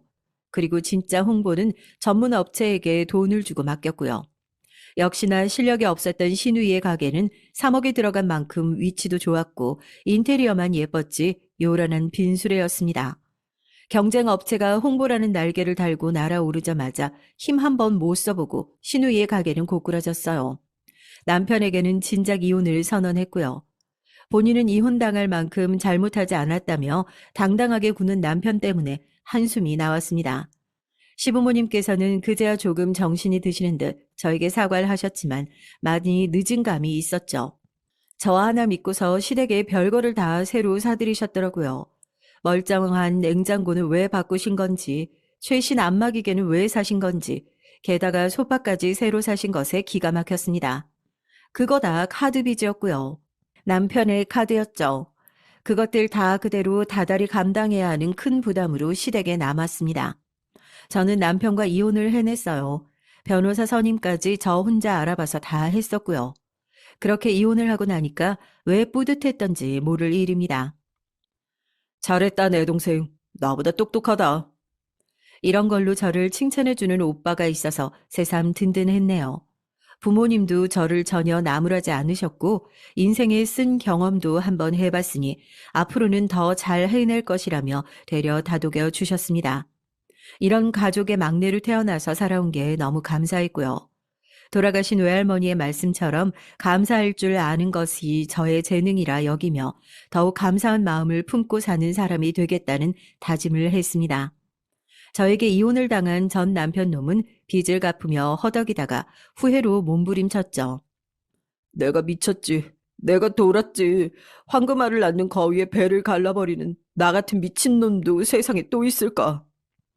그런 후회를 하면서 술에 진탕 취한 채로 연락이 닿지 않는 저를 직접 찾아온 적도 있었네요.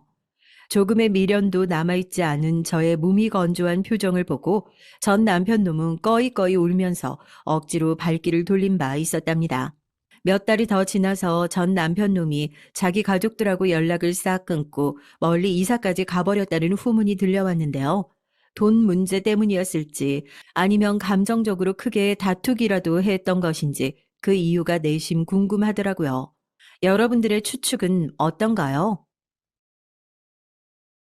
안녕하세요. 저는 3살 아이를 두른 38살 엄마입니다. 이렇게 사연을 보내게 된 건 저희 남편 때문인데요. 남편은 저와 동갑인데 20대 초반의 젊은 아가씨와 바람을 핀 것까지 모자라 임신까지 시킨 상태입니다. 남편과 이혼을 하려고 하는데 임신시킨 아가씨와 헤어지겠다며 이혼만큼은 절대 안 된다고 하네요. 이혼 소송을 해서라도 남편과 헤어지자고 굳건하게 마음을 먹었다가도 아빠를 따르고 좋아하는 아이를 보면 또다시 마음이 약해지는데요. 저의 사연을 듣고 어떻게 하는 게 좋을지 의견 부탁드리겠습니다. 저는 남편과 결혼하기 전 10년 동안 연애를 했어요. 20대 초반에 남편을 만나 불타는 사랑을 하고 30대가 될 때까지 헤어졌다 만났다를 여러 번 반복했던 것 같습니다. 저와 남편이 30대에 들어가고 결혼할 나이가 되었을 때는 정말 자주 싸웠던 것 같아요. 제가 남편과 연애할 때 몇 번이나 헤어지려고 했던 이유가 있었는데요. 바로 경제적인 문제 때문이었습니다. 남편은 20대 후반에 힘들게 취업한 대기업을 6개월이 안 되어서 힘들다며 퇴사를 했고 그 이후에도 회사 생활은 본인과 맞지 않다며 불안정한 경제 활동을 이어갔어요. 남편을 10년 가까이 오랫동안 만나기는 했지만 안정적인 직장이 없다 보니 결혼에 대한 확신이 생기지 않았고 제가 먼저 여러 번 헤어지자고 했던 것 같습니다. 남편은 경제력 빼고 그 외의 모든 것들이 다 좋았는데요. 오랜 연애를 통해 제 성향을 잘 파악하고 있다 보니 저에게 잘 맞춰주었고 다정다감했습니다. 그래서 결혼하고 나면 가정적일 거라고 생각했었죠. 남편과 헤어지고 한동안 혼자 지내보기도 했지만 오랜 세월의 정이 무서운지 남편과 다시 만나게 됐어요. 그리고 결혼을 결심할 때쯤 남편이 중소기업에 이직을 한 상태라 직장인이었기 때문에 백수가 아닌 걸 다행이라고 생각하고 결혼을 하게 됐습니다. 남편과 결혼한다고 하자 저희 부모님께서는 심하게 반대를 하셨는데요. 특히 친정 아버지께서는 사업체를 운영하시는 사장님이셨고 가장으로서 책임감이 넘치는 분이었기 때문에 한 직장을 오래 다니지 못하는 남편의 성향을 알고 나서 반대를 하셨던 것 같습니다. 주연아, 남자가 결혼하고 나면 가정으로서 책임 있게 행동을 해야 하는데 내가 봤을 때 네 남자친구는 전혀 그런 모습을 보이지 않는구나. 아빠는 네가 힘든 결혼 생활을 하는 걸 바라지 않아. 남자가 가장 노릇을 해야지. 여자가 가장 노릇을 하면 되겠니? 아버지, 저 그 사람하고 20살 때부터 지금까지 10년 가까이 만났어요. 눈빛만 봐도 서로 뭘 원하는지 알 정도로 결혼만 안 했을 뿐이지 가족이나 다름없어요. 그동안은 혼자 생활하면서 자유롭다 보니까 본인이 하고 싶은 대로 하면서 살았다면 저와 결혼하고 가정이 생기면 분명히 달라진 모습을 보여줄 거예요. 저를 믿고 그 사람과 결혼을 허락해 주세요. 그때는 제가 남편을 사랑하고 있다 보니 결혼하고 나면 가장으로서 남편으로서 역할을 톡톡히 해낼 수 있을 거라고 믿어 의심치 않았던 것 같은데요. 결혼에 대한 굳건한 의지가 느껴졌던 건지 친정 아버지께서도 결국에는 마지못해 결혼을 허락해 주시더라고요. 그렇게 남편과 힘들게 결혼을 했는데 결혼하고 3개월 정도 지나자 남편이 그나마 다니고 있던 중소기업도 그만두더라고요. 집에서 회사까지 거리가 차로 1시간 반 정도 됐는데 회사가 멀어서 도저히 못 다니겠다는 이유로 저와 상의도 없이 어느 날 갑자기 그만뒀습니다.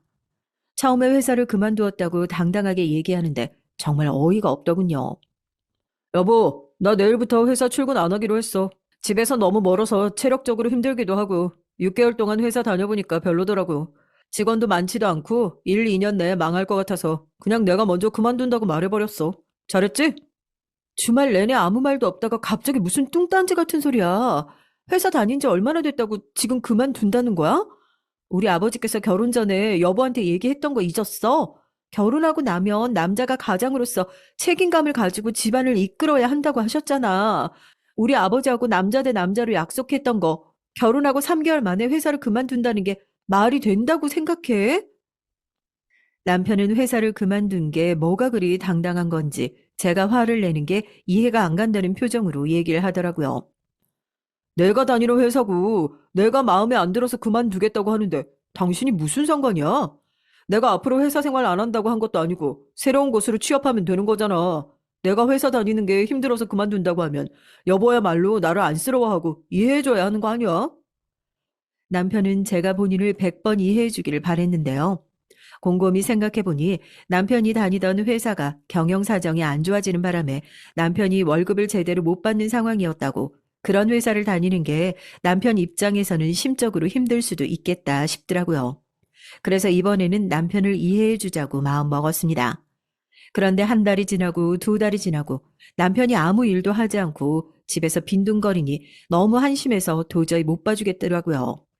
새로운 직장에 취업을 하겠다며 아침부터 저녁까지 매일같이 방에 들어가 컴퓨터를 붙잡고 있는데 가끔 제가 방에 들이닥치면 머리를 식힌다며 컴퓨터 게임을 하고 있었어요. 경제 활동은 하지 않고 집에서 먹고 놀기만 하는 한량이 따로 없었습니다. 그렇다고 해서 집에 혼자 있으면서 집안 살림을 하는 것도 아니었는데요. 처음에는 회사를 그만두고 제 눈치가 보였는지 설거지라도 하는 척 하더니만 제가 회사를 다녀오면 늘 방에 처박혀만 있고 나오지를 않았어요. 빨래도 쌓여 있고 심지어 먹고 나서 치우지를 않아 집안 곳곳에 날파리가 날아다니는 걸 보니 도저히 가만히 있지 못하겠더라고요. 당신 매일같이 집에 처박혀서 뭐 하는 짓이야? 이력서 올린다고 말만 하고 취업하겠다고 몇 군데 지원한 건데 집에 있으면 청소라도 해야지. 아무것도 안 하고 빈둥빈둥 놀기만 하면 그게 가장이야? 백수 건달이나 다름없지. 뭐? 백수건달이라고? 당신 말 너무 심하게 한다. 돈 그까짓 거 밖에 나가서 벌어오는 게 뭐가 그리 대수라고 하늘 같은 남편한테 백수건달이라고 막말을 하는 거야? 나중에는 이혼하자는 소리까지 나오겠다. 아유, 무서워라. 저는 속으로 남편을 한 대 갈기고 싶었습니다. 뚫린 입이라고 백수건달이라는 말이 기분 나빴는지 저한테 대들면서 말까지 비꼬는데 정말 꼴도 보기 싫더라고요. 결혼하고 이런 모습을 보게 될까봐 두려워서 몇 번이고 남편과 헤어지겠다고 마음먹었던 건데 우려했던 게 현실이 되고 나니 제 자신이 너무나도 후회스러웠어요. 그렇게 남편은 그 이후로도 6개월 동안은 백수 생활을 했던 것 같은데요. 그때 갑작스럽게 저희 친정 아버지께서 심장마비로 돌아가셨습니다. 가족 누구 한 명도 예상치 못했던 아버지의 죽음이라 너무나 당황스러웠어요. 평상시 매일같이 운동하시고 지병을 앓았던 적도 없었던 아버지에게 심장마비로 돌아가셨다는 게 믿기지 않더라고요. 아버지께서 갑작스럽게 돌아가시자 운영하시던 회사를 가족들 중 누가 맡게 될 것인지 가족회의를 하게 됐고, 결국에는 제가 맡아 운영하는 것으로 결정됐답니다. 친정 어머니께서 아버지께서 운영하시던 회사의 사내이사로 직함이 올라가져 있긴 했지만 이름만 회사에 올라가 있으셨지 실제로 회사 일에 대해서 전혀 모르시고 계셨거든요. 그리고 자식은 저와 남동생밖에 없었는데요. 남동생은 직업이 경찰이라 특수 직종이었고 아버지와 비슷한 계열의 제조회사를 다니던 제가 회사를 맡아 운영하는 것으로 결정을 하게 됐습니다. 언젠가 아버지 회사를 물려받게 될 거라는 생각을 하긴 했었지만 이렇게 빠르게 회사를 물려받게 될지 상상조차 못했고 아무런 준비가 되어 있지 않은 상태에서 직원이 200명이 넘는 회사를 운영하려니까 무섭고 두렵더라고요. 그래서 집에서 백수 생활을 하던 남편에게 아버지 회사를 함께 운영하자며 제안을 했습니다. 여보, 나 혼자 아버지 회사를 감당하기엔 지금 상황으로 너무 힘들 것 같아. 내가 회사에 적당한 자리를 여보한테 줄 테니까 여보가 회사 일 배우면서 나를 도와줬으면 좋겠어. 여보가 딱히 하고 싶은 일도 없어 보이고 언제까지 집에서 이렇게 빈둥대고 있을 수도 없으니까 말이야. 알았어. 나도 장인어른께서 그렇게 갑작스럽게 돌아가시고 여보 혼자 회사 운영할 거 생각하니 너무 힘들 것 같더라. 이제 나도 정신 차리고 회사 출근하면서 옆에서 도와줄 테니까 너무 걱정하지 마. 다른 사람보다 남편이 옆에서 도움을 주면 여보도 더 든든할 거야. 우리 함께 잘 해보자. 그래도 남편이라고 저를 위로해주고 함께 아버지 회사를 잘 운영해보자며 얘기를 해주니 든든했습니다. 그렇게 저는 남편과 함께 아버지 회사를 운영하게 됐는데요.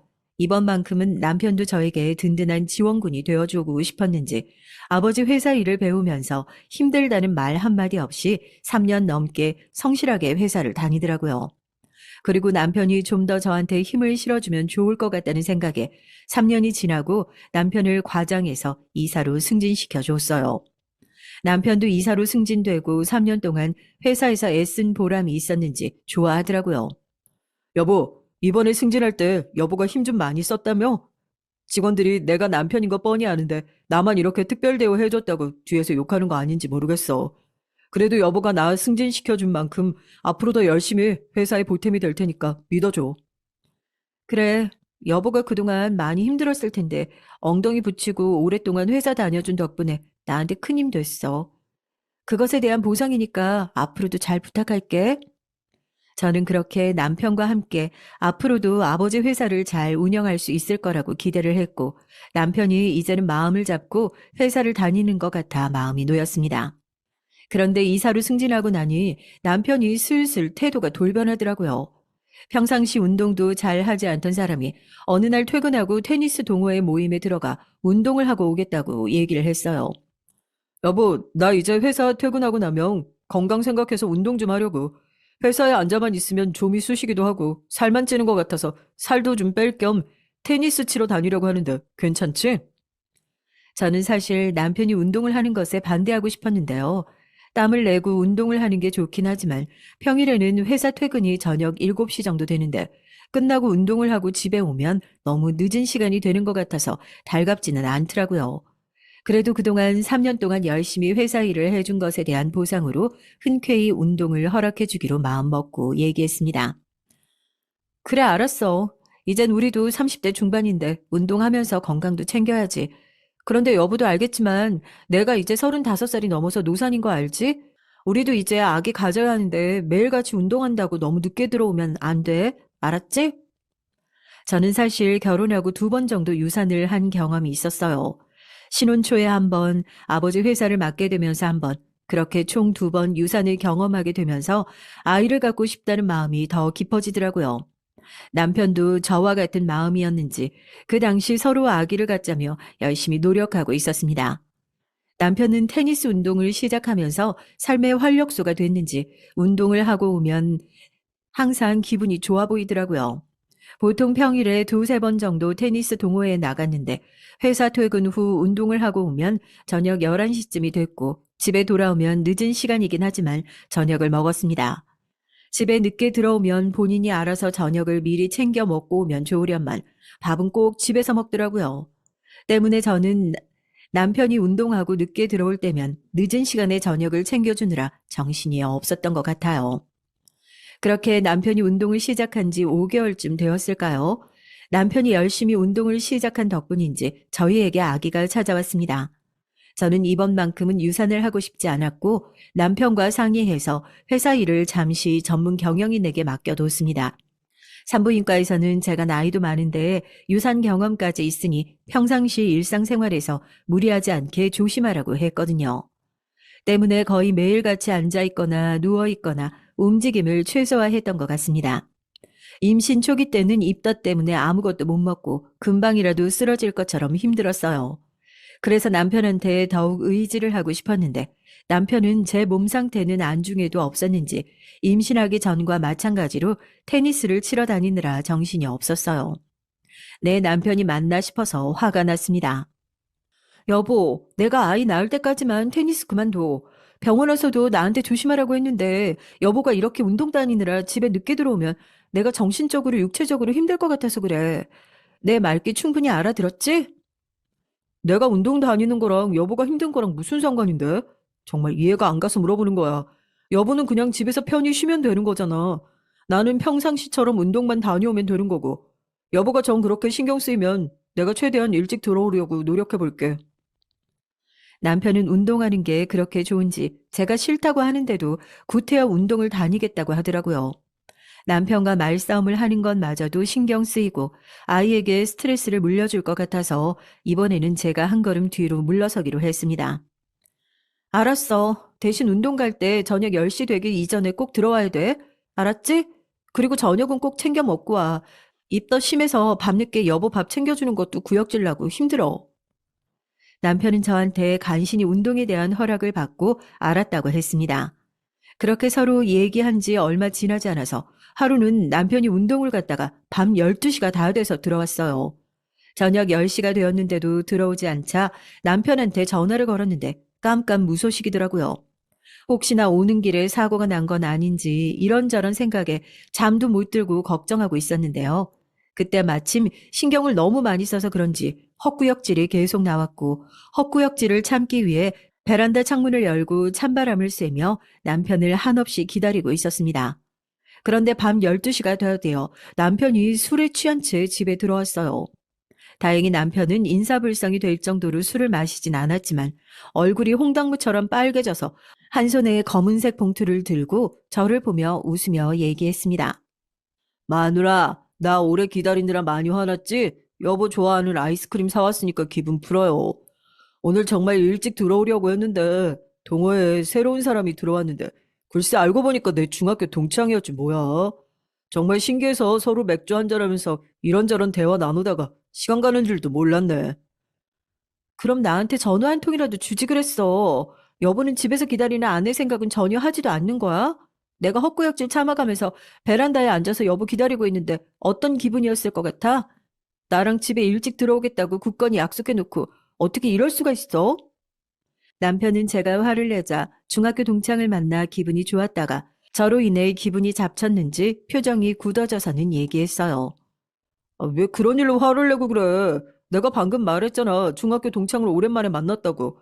내가 어디 나가서 바람 피워서 늦게 들어온 것도 아닌데 왜 오버야?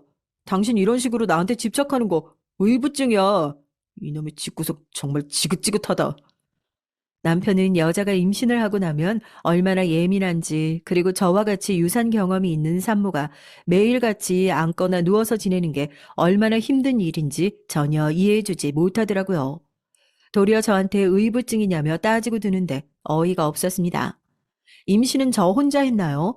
남편과 함께 뜻이 맞아서 한 건데 저 혼자 이렇게 힘든 일들을 모두 감당하고 있으려니 억울하기도 하고 남편한테 섭섭해서 순간 눈물이 흘렀습니다. 여보는 내가 얼마나 힘든지 상상조차 못할 거야. 우리 아기 지켜내려고 애쓰고 있는 아내한테 그런 식으로 얘기해야겠어? 언제 철들 거야? 이제 아빠가 되려면 정신 차려야지. 언제까지 본인 살고 싶은 대로 마음대로 살면서 지낼 거냐고. 남편은 제가 철이 없다고 하자 그 말에 빈정이 상했는지 그대로 들고 있던 아이스크림 봉투를 바닥에 내팽개치고 밖으로 나가버렸어요.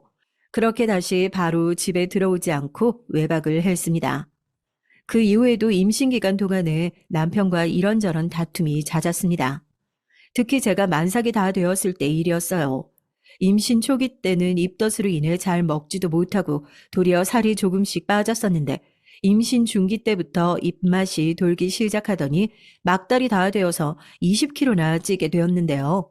살이 많이 찌고 제 몸 같지 않다 보니 몸 움직이는 게 더 힘들더라고요.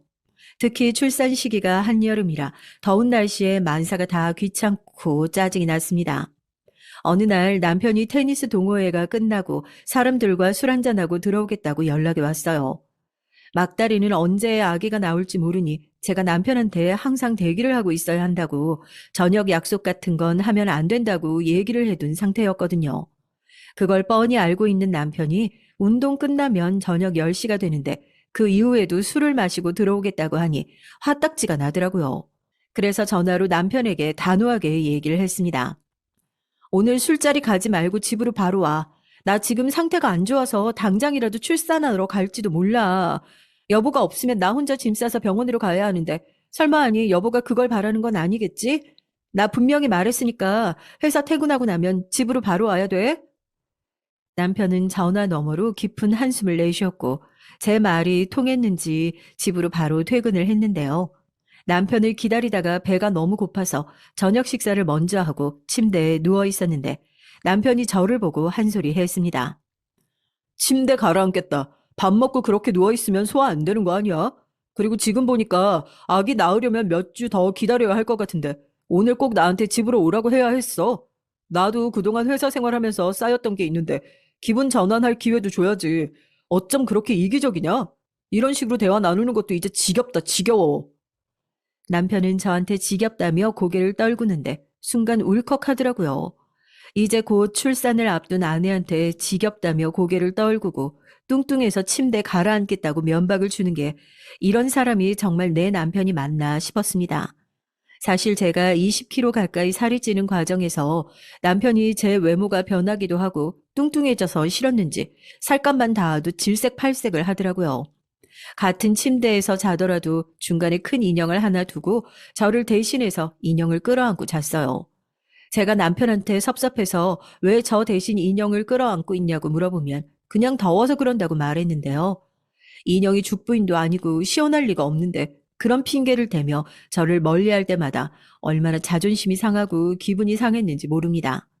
그동안 남편한테 쌓였던 감정들이 그날 모조리 터져나왔고 울면서 남편한테 얘기를 했어요.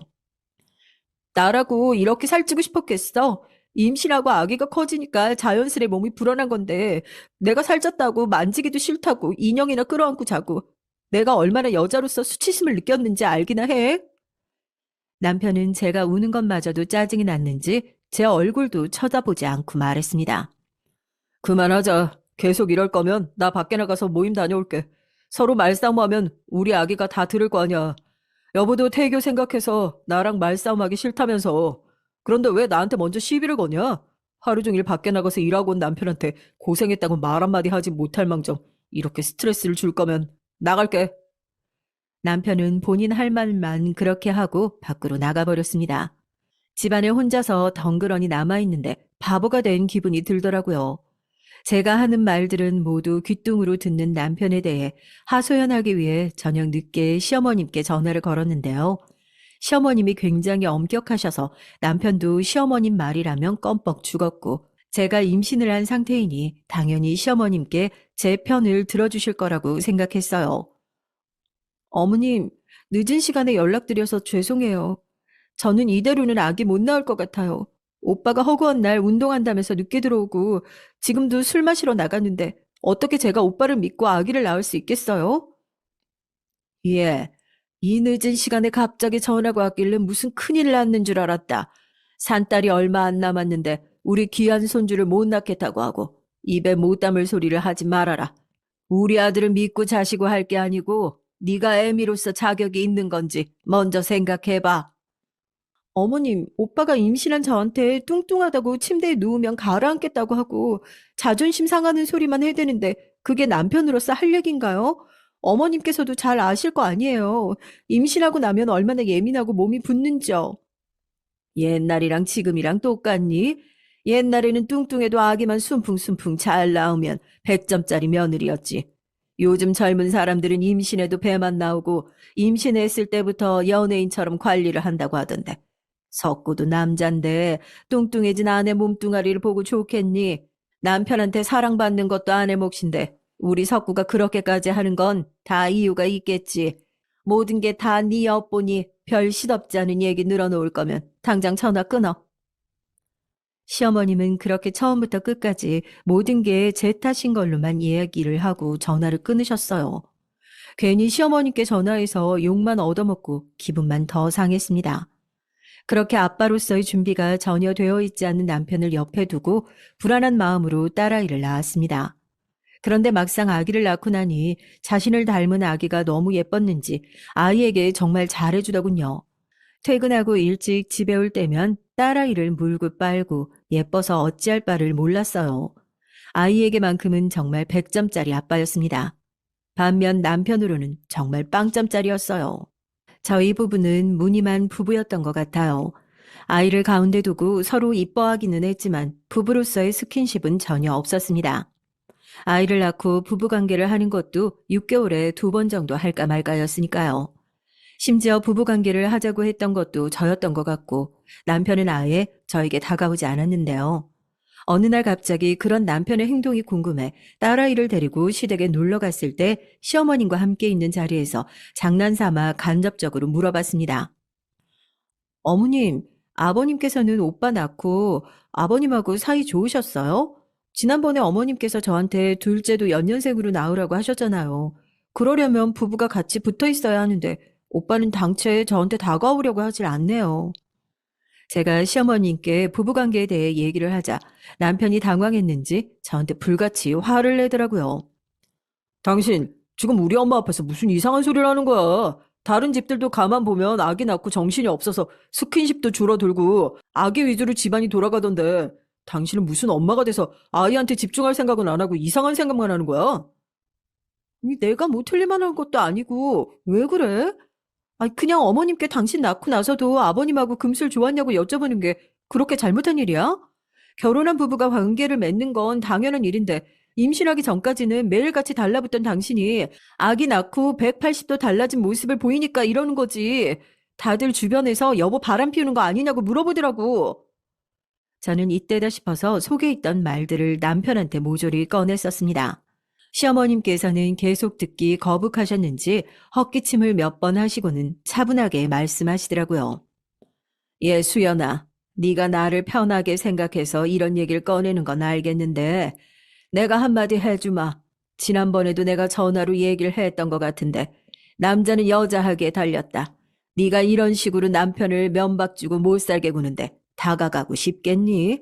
내가 아들 편 드는 게 아니라 그게 삶의 이치야. 그리고 아무리 아기 낳고 엄마가 되었어도 남편한테 사랑받고 싶으면 예쁘게 꾸미고 다녀야지. 지금 거울로 네 꼴을 한번 쳐다봐라. 배는 축 늘어져 옷태도 하나도 안 나고 화장기 하나도 없으니 얼굴에 난 자그마한 기미까지 다 보이는데 어떤 남자가 다가가겠니? 저는 시어머니의 말씀에 충격을 받았습니다.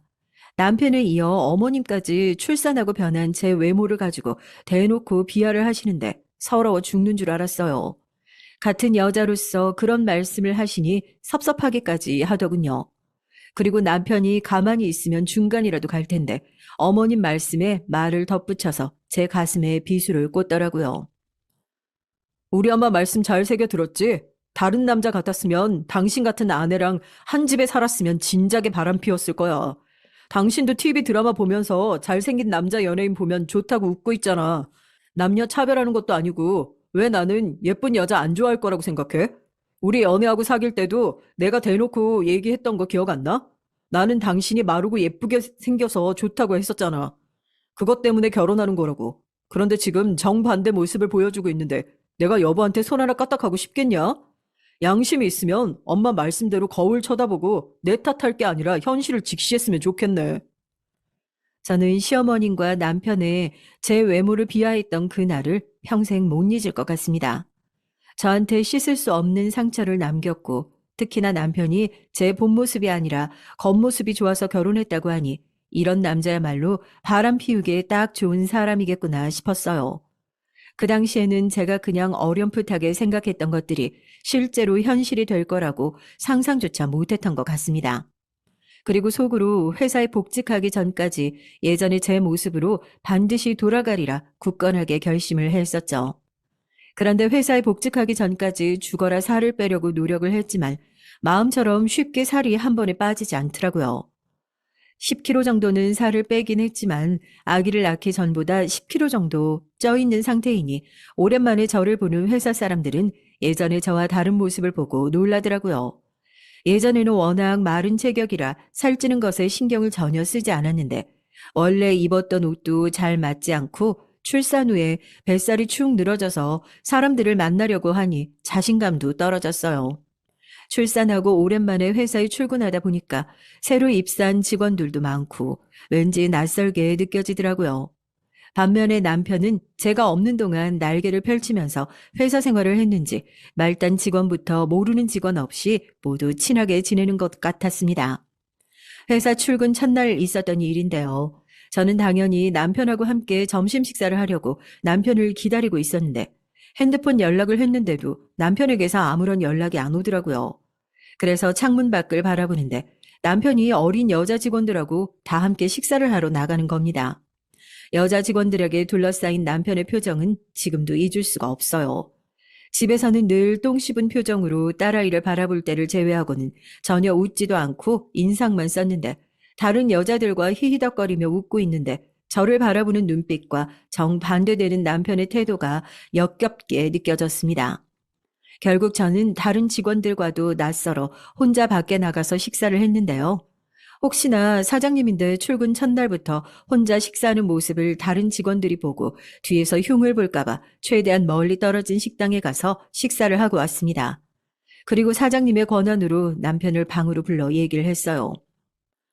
오늘 내가 회사 첫 출근 날인 거 알고 있었을 텐데 아침에 먼저 출근하겠다고 나가더니 어떻게 점심 식사 때 나를 모른 척할 수가 있어? 내가 회사에 와서 적응 못하고 있으면 여보가 옆에서 직원들 소개시켜주고 같이 식사할 수 있도록 도와줘야지. 어떻게 남만도 못하게 나를 대하냐? 넌 이래서 문제야. 집에서나 밖에서나 나를 못 잡아먹어서 안달난 여자처럼 사장이면 사장답게 굴어. 여긴 엄연히 회사고 공적인 공간이야. 왜 나를 여기까지 불러서 집안에서 듣는 잔소리를 또 듣게 만들어? 밖에 있는 직원들 눈치도 보이지 않아? 남편은 예전에 백수건달 시절 때는 생각도 못하고 아버지 회사에 취업시켜줬더니 이제는 저를 가르치려 들더라고요. 그동안 집에 있을 때는 아이만 키우느라 제 할 말 다 못하고 남편한테 당하고만 살았었는데 이제 더 이상은 안 되겠다 싶어서 남편한테 경고를 했습니다. 그래, 말 한번 잘했다. 맞아, 나 이 회사 사장이야. 여보, 너는 거들떠보지도 못하는 하늘 같은 사장님이라고. 이제 내가 복직했으니까 회사에서든 집에서든 내 권리 찾고 여보한테 막말이나 들으면서 바보처럼 살지 않을 테니까 두고 봐. 남편은 또다시 제가 하는 말이 가짜않게 느껴진다는 듯이 비웃었어요. 남편이 그러든 말든 저는 속으로 예전의 저로 되돌아가기 위해 죽을 힘을 다해 노력하자고 다짐했습니다.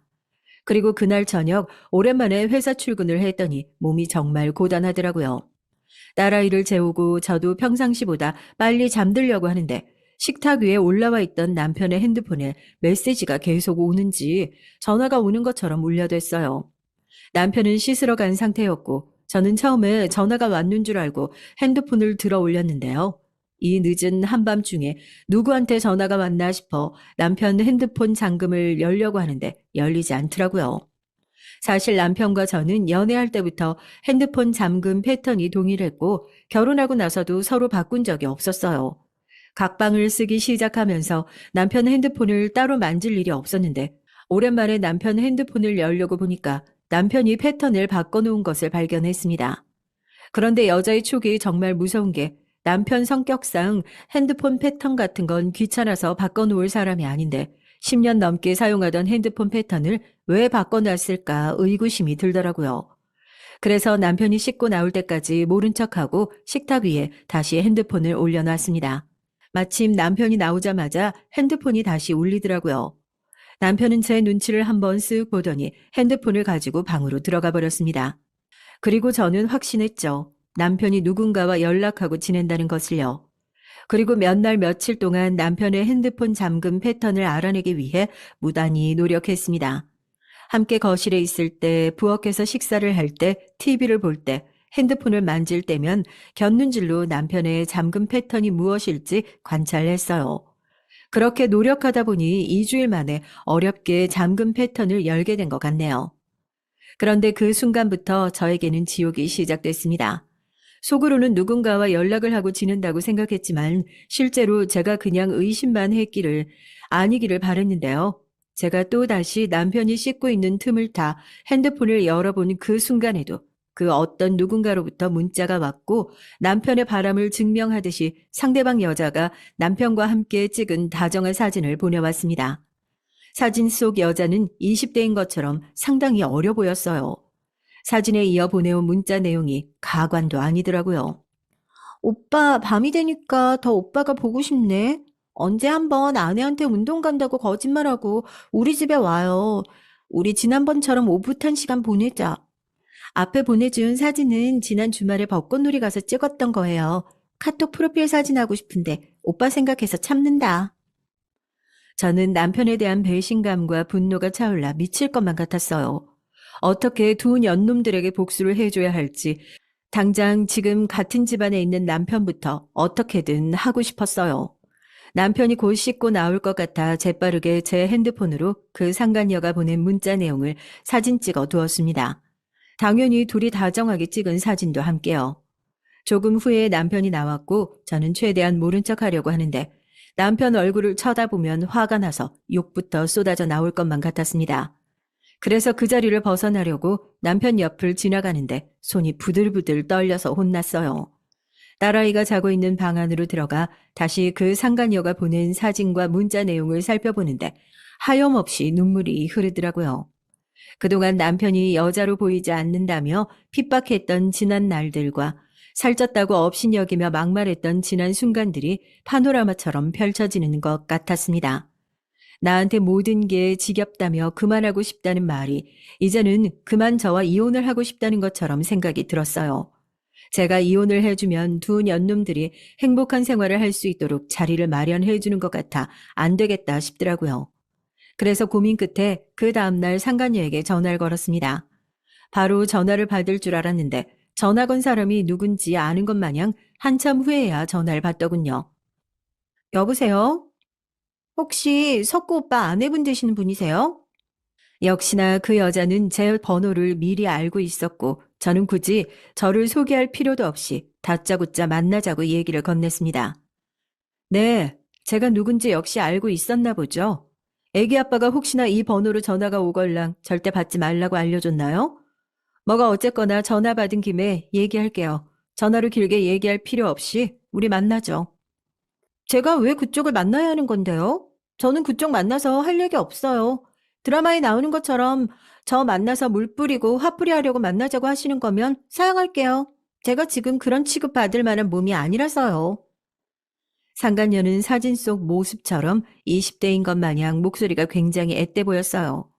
요즘 MZ세대들이 뻔뻔하게 그지없다더니 유부남 만나서 바람핀 상간녀가 조강지처인 것처럼 당당하게 맞서더라고요. 그쪽이야말로 드라마를 많이 봤나 보네요. 나는 다짜고짜 만나자마자 물이나 뿌리고 교양 없는 여자가 아니에요. 저희 남편에 대해서 확인하고 싶은 게 있어서 만나자고 한 거니까 거절하지 말고 만났으면 좋겠네요. 오늘 당장도 좋고요. 상간녀는 저에게 무언가 할 얘기가 있다는 듯이 암시를 주고 전화를 끊었습니다. 좋아요. 말 나온 김에 오늘 보죠. 저도 그동안 석구 오빠가 태도를 제대로 취하지 못하길래 그쪽이랑 직접 만나서 얘기 좀 해보려고 했거든요. 나도 이제 더 이상 기다릴 수 없는 몸이라서요. 석구 오빠 회사 근처로 갈 테니까 카페에서 봐요. 일반적으로 상간녀는 두 가지 타입이 있다고 생각했었어요. 첫 번째는 자신의 정체가 드러나면 부끄러워하고 조강지처에게 잘못했다며 벌벌 떨며 비는 타입. 두 번째는 본인의 사랑은 순수하고 잘못한 게 없다며 뻔뻔하게 남편을 빼앗으려고 드는 타입이요. 남편이 만나는 상간녀와 잠시 통화를 나눠봤을 때 후자에 가까울 것 같다는 느낌이 들었습니다. 뭐가 어떻게 되었든 간에 저는 상간녀를 통해 분명히 확인하고 싶은 사실이 있었고 약속 장소로 나갔는데요. 멀리서 상간녀의 모습을 먼저 지켜보기 위해 일부러 약속 시간보다 좀 더 늦게 나갔는데 야외 의자에서 담배를 피며 다리를 꼬고 앉아 있더라고요. 한눈에 봐도 남편과 같이 철딱선이 없어 보이는 어린 20대의 기집애처럼 보였습니다. 담배 연기를 내뿜고 있는 상간녀 앞에 모습을 드러내 자리에 앉았습니다. 저를 보자마자 한다는 소리가 저를 소름 끼치게 만들었어요. 그 몸으로 부부관계가 돼요? 왜 그렇게 석구 오빠가 집에 들어가기 싫다고 나한테 매달렸는지 이유를 알겠네. 아줌마, 그 몸뚱아리로 석구 오빠한테 들이민 거예요? 석구 오빠는 나처럼 쭉쭉 빵빵 늘씬하고 섹시한 여자 좋아하는데 곰처럼 덩치는 남산만해서 뱃살은 축 늘어진 돼지 같은 아내가 집에서 딱 버티고 있으니 어떤 남자가 집에 들어가고 싶겠어요. 상간녀는 평상시 남편이 하는 얘기처럼 저한테 몸뚱아리가 돼지 같다며 비하를 했고 남편과 같이 제 몸을 가지고 저를 뒷담화를 했다는 생각에 화가 머리끝까지 치밀어 올랐습니다. 그리고 제가 한참 어른은 아니었지만 나이가 많은데 담배 연기를 풀풀 풍기며 말을 하는데 그 꼬라지를 보고 있자니 더 열이 받아 입에 물고 있던 담배꽁초를 잡아다가 바닥에 내팽겨치며 말했어요. 내 몸뚱아리가 돼지 같아 보이는데 네가 보태준 거 있니? 말은 장작처럼 생겨서 쭉쭉 빵빵이라고 하니까 지나가던 개가 다 웃겠다. 다른 건 다 필요 없고 네가 먼저 우리 남편한테 접근했니? 아니면 우리 남편이 너한테 먼저 접근했니? 두 남녀가 바람을 피는데 닭이 먼저냐 알이 먼저냐는 중요하지 않겠지만 저는 남편이 먼저 그 어린 상간녀에게 접근을 했는지 궁금했어요. 최근 임신 출산을 하면서 본인 아이를 낳아준 아내를 제쳐두고 먼저 다른 여자에게 접근을 했는지 알고 싶었습니다. 제가 사실 얘기하면 상처받으실 텐데요. 그냥 모르고 사시는 게 나을 텐데. 당연히 석구 오빠가 저한테 먼저 접근했죠. 편의점 아르바이트하고 있었는데 매일같이 찾아오더니 저한테 전화번호를 묻더라고요. 저는 처음에 결혼한 유부남인 줄 몰랐어요. 아무 얘기도 안 해주고 사귀자고 하길래 당연히 나이 차이 많이 나는 싱글인 줄 알았죠. 상간녀는 저를 흘낏 쳐다보며 비웃었고 저는 남편이 먼저 상간녀에게 유부남이 아닌 척 접근했다는 말에 충격을 받았습니다. 저와 자그만치 15년 넘는 세월을 함께 연인으로 지냈는데 어떻게 이런 식으로 배신을 할 수가 있었을까요? 그리고 그 다음으로 상간녀가 저에게 해준 얘기는 더 기가 막혔습니다. 저 석구 오빠 아기 임신했어요. 오빠는 아직 이 사실 모르고요. 그쪽이 임신했을 때부터 석구 오빠 만났어요. 저랑 사귀고 있었고 우리 둘의 관계는 그쪽이 상상하지 못할 정도로 깊어요.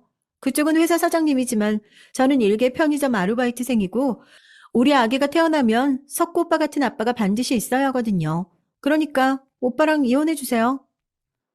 상간녀는 눈을 동그랗게 뜨고 저를 쳐다보면서 남편과 이혼해 달라고 요구를 했습니다. 저는 아무 말도 할 수가 없었어요. 남편이 상간녀에게 먼저 접근했다는 사실에 더해 상간녀를 임신까지 시켰다니 남편이 정말 쓰레기처럼 느껴지더라고요.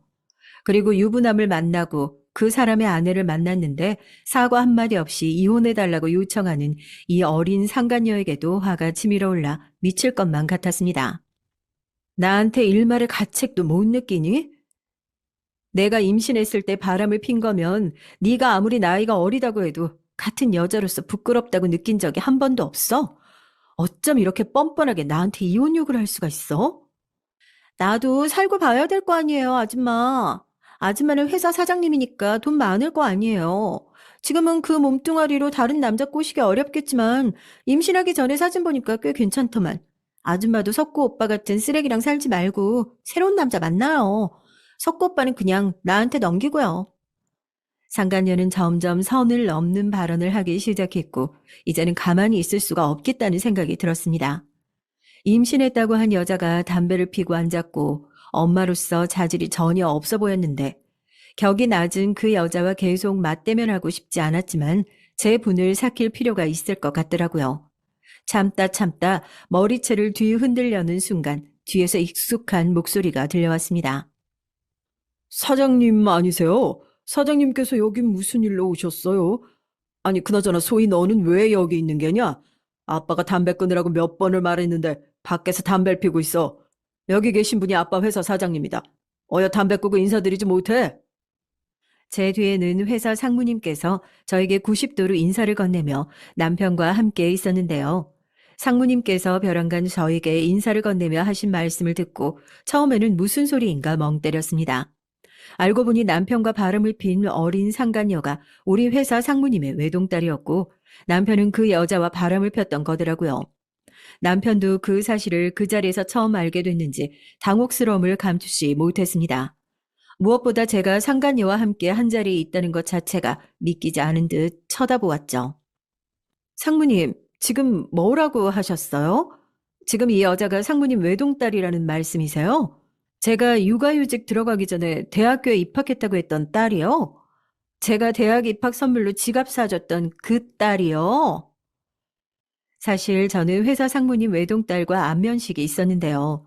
아버지께서는 살아생전 상무님과 중마고우처럼 지내셨고 그러다 보니 어려서 외동딸을 몇 번 만난 적이 있었습니다.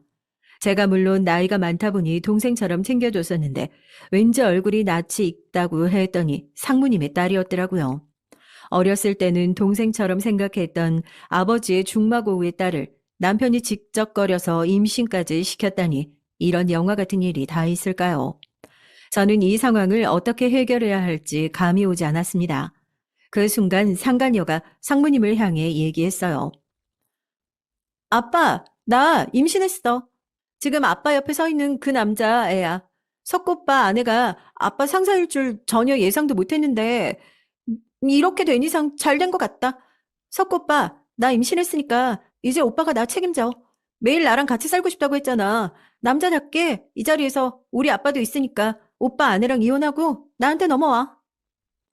이 모든 상황은 상무님도 그렇고 남편도 그렇고 저에게도 모두 살면서 겪어보지 못할 사건이었고 남편은 상간녀의 말에 기겁을 하고 얘기를 했습니다. 무슨 소리야? 임신이라니. 우리가 뭘 했다고 임신이야? 내 아이 맞는 거 확실해? 잠깐 서로 즐긴 거 가지고 구차하게 이러지 말자. 난 내 아내랑 절대 이혼 못해. 너도 알잖아. 난 아내 없으면 내 인생 끝이라고. 남편의 말과 함께 옆에 있던 상무님께서도 모든 상황을 파악하고 남편의 얼굴을 세게 한 대 가격하면서 말했습니다. 이 나쁜 자식아. 내 하나밖에 없는 딸을 감히 임신시켜? 그래놓고 뭐라고? 어떻게 사장님이 멀쩡하게 계신 와중에 아무것도 모르는 어린애를 꼬드겨서 나쁜 짓을 할 수가 있냐? 저 자식이 있는 것들이 더한다더니만 너 같은 놈들은 콩밥을 먹어야 돼.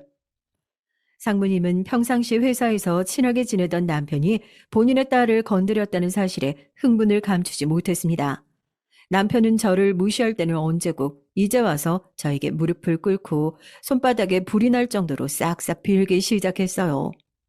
수연아, 나 한 번만 봐주라. 나도 이런 상황까지 올 줄 몰랐어. 남자들 한 번씩 호기심에 이런다고들 하잖아. 나는 너랑 우리 딸밖에 없어. 그러니까 제발 나 한 번만 용서해줘. 저는 남편의 그런 모습들이 역겹게 느껴졌고 다른 여자와 놀아는 사실 자체에 더 이상 남편과 말조차 섞기 싫었습니다. 남편이 저에게 무릎을 꿇고 받아달라고 하자 어린 상간녀는 나름의 충격을 받았는지 어찌할 바를 모르고 있더라고요. 아마도 남편이 본인에게 당연히 올 거라고 생각했던 모양이에요. 결국 그 자리에서 서로가 서로에게 상처만 남긴 채 헤어졌습니다. 상무님은 본인이 잘못하신 것도 없지만 회사를 자진해서 그만둔 상태고 현재 저는 남편과 별거 중에 있어요. 합의 이혼을 하려는데 남편이 구차하게 저한테 매달리고 있는 상태입니다. 저는 어린 상간녀가 아이를 지우든 지우지 않든 상관없이 남편과 이혼을 하려고 마음을 먹었습니다. 어린 딸아이가 아빠가 보고 싶다면 매일같이 울어제끼는데 마음이 아파 흔들리기도 해요. 앞으로 저는 어떻게 살아가는 게 현명한 길일까요? 긴 사연 읽어주셔서 감사드립니다.